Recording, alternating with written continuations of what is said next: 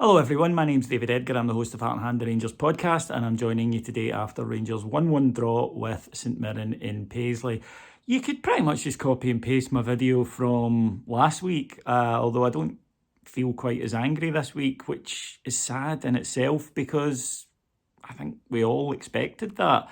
That's how Rangers play on the road, that's what happens, and it was pretty much exactly what we've come to expect from this Rangers team. Like last week, started well, opening 20 minutes, made a couple of chances, might have done a bit better with, didn't get the goal, and then lapsed into passing it around aimlessly, lumping the ball into the box and hoping for the best. Gave away a bad goal, and okay, we got a point, but 9 points behind by mid-November is unacceptable. It really is that simple. And we can talk about whether the manager's been unlucky, whether Gio, and he has with injuries. We can talk about what he did last season in Europe. But the fact of the matter is the league performances for a year haven't been good enough. Our away record is a shocker.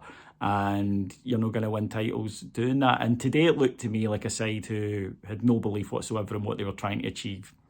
It was a side who didn't look drilled, didn't look coached. He was going nuts on the touchline, so they're not doing what he's telling them to do. It's just a mess. The squad isn't good enough. I think we know that. That falls on Ross Wilson. But it doesn't look like a side that's got any coherence whatsoever at the moment. St Mirren took the lead early in the second half. A bad mistake from Leon King. And I'm not one of these guys that's like, Leon King's made a few mistakes, so he's rubbish. He's young and he will make mistakes, but this wasn't an experienced mistake. This wasn't a striker who, knew what to do and he didn't, and it will come in time. This was a mistake he'd get in trouble for at the B team, but it's a confidence thing.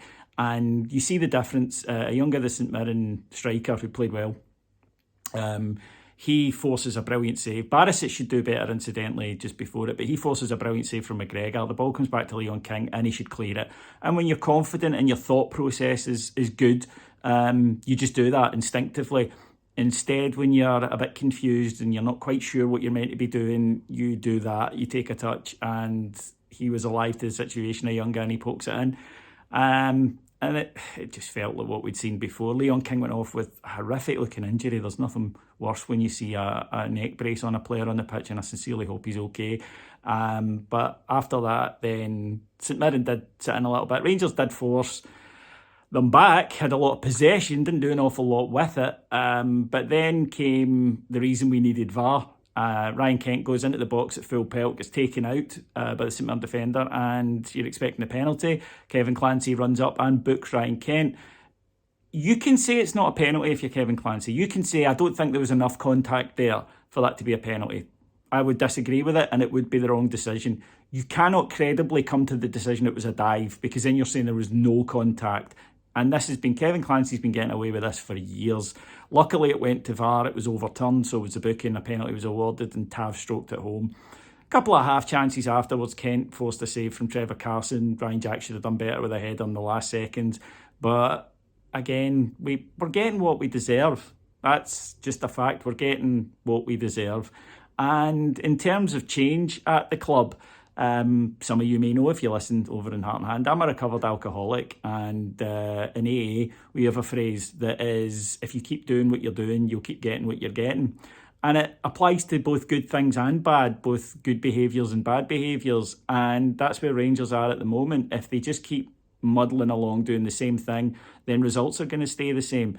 Change is sometimes needed at a football club, even if it is unfair on certain people, even if the board really feel Gio has been unlucky. Sometimes change is needed. The fans have given up on him, and that is, I think, now impossible to bring back. We've got 33 days off now from watching Rangers, and unless change happens, it's going to be a long 33 days. There's an AGM in that as well, in which there's going to be some very angry Bears at, and yeah, we need action. We need change. Thanks very much for listening to me, folks. Take care, everyone. Bye-bye.